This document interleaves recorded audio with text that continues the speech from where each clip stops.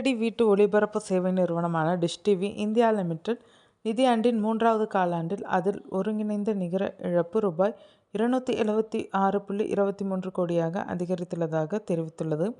கடந்த வருடம் இதே காலாண்டில் நிறுவனம் ரூபாய் 46.54 கோடி நிகர இழப்பை சந்தித்தது.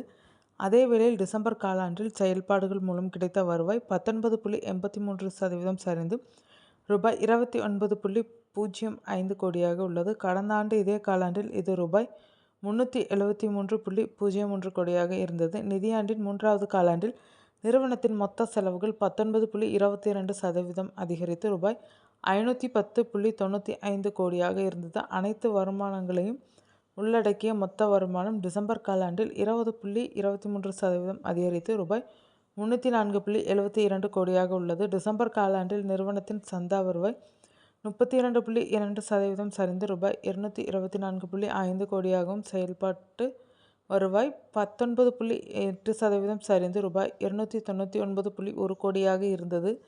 அதேவேளையில் நிறுவனத்தின் விளம்பர வருவாய் கிட்டத்தட்ட 2 மடங்காக அதிகரித்து ரூபாய் 4.8 கோடியாக உள்ளதாக தெரிவித்துள்ளது. Dish TV India limited Mumbai பங்கு சந்தையில் பங்கு ஒன்றுக்கு ரூபாய் 3.31 நிலை பெற்றது.